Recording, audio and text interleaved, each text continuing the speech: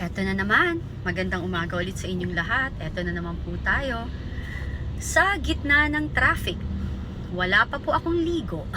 Obviously, last day of filing the COC sa mga kandidato, huling araw po. Huling pagkakataon para kanilang ma-file ang kanilang kandidatura. Tama po ba ang aking Tagalog? Pagpasensyahan niyo na kung nagkakamali. Yon. Ngayon po, pag-usapan po natin yung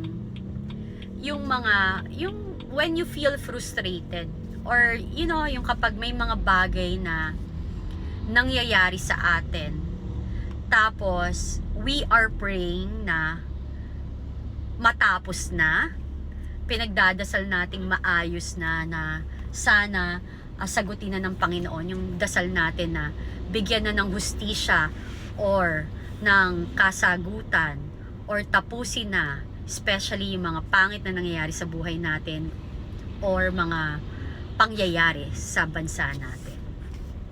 Ako po, paulit-ulit, yan po ang favorite word ko, paulit-ulit ko pong pinapaalala sa ating lahat na ang Diyos, ang Panginoon is a forgiving God. Kahit na ano pong relihiyon natin, ang ating Panginoon ay mapagpatawad. Pinababayaan po niyang mangyari ang mga bagay-bagay for us to learn, for us to realize. Pinababayaan niya pong mangyari yon para tayo po ay makapag-isip, tayo po ay matuto, at tayo rin po ay makapag-repent or humingi ng kapatawaran if tatanggapin natin na tayo ay may pagkakamali. Yan po ang kanyang paraan upang tayo ay magbago.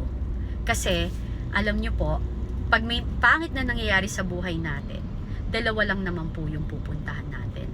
It's either maging humble tayo or lalo tayong maging masama kasi kinakain ho tayo ng kayabangan or like ng maling prinsipyo. Okay? So, usually po, ang nangyayari po is tatlo Kaya pinapabayaan niya na mangyari lahat ng masasama. Lalo na ngayon, yung perfect example natin is ang nangyayaring korupsyon at kasamaan sa ating bayan. Tatlo lang ho kasi yan. Una, pinababayaan niyang makita ng buong bansa, ng mamamayang Pilipino, ang maling ginagawa ng mga nakaupong opisyal sa gobyerno. Tapos po, yung pangalawa dyan, because of that, na nabubuking na natin at nakikita natin yung mga kamalian, tayo ho bilang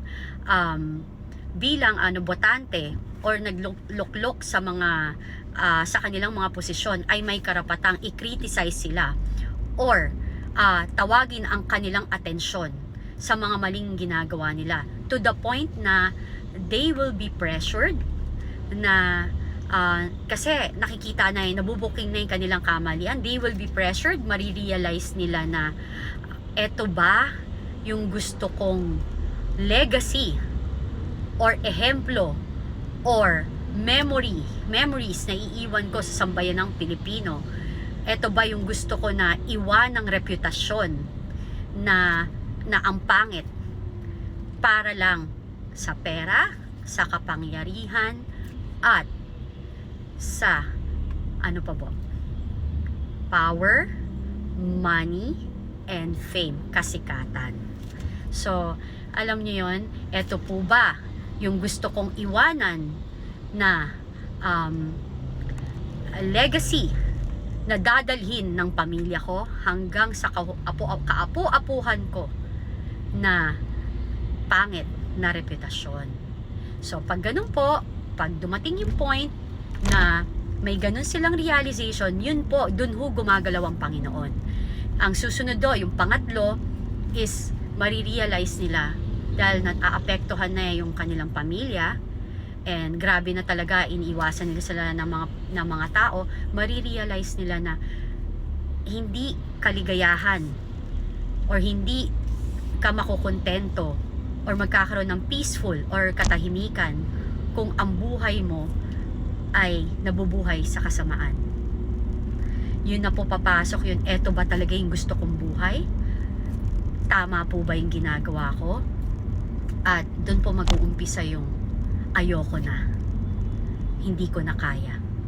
And hopefully, haharap sila at hihingi ng tawad sa mamamayang Pilipino at sasabihin nila, patawarin niyo po ako, nadala po ako sa maling sistema at naligaw po ng landas ang aking prinsipyo.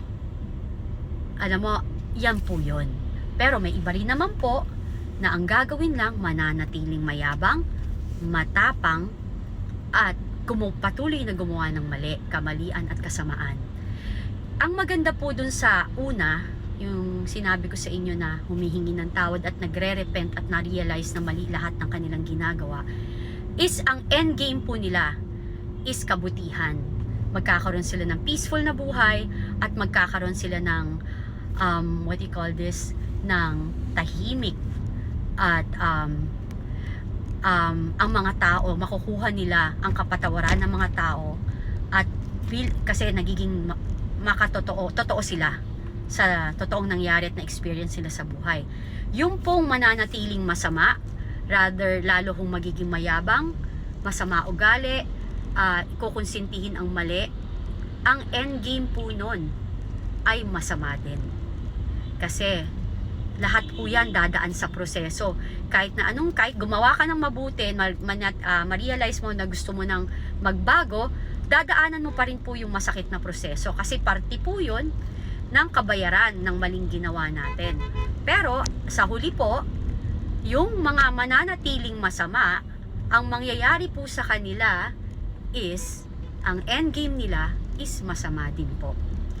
Remember po, eto po, hindi po to nagkamali ang kasabihan na to. Hindi po nananalo ang kasamaan sa kabutihan. Hindi po nananalo ang kasamaan sa kabutihan. So, piliin po natin ang kabutihan. Magandang umaga and God bless. Have a wonderful Tuesday everybody.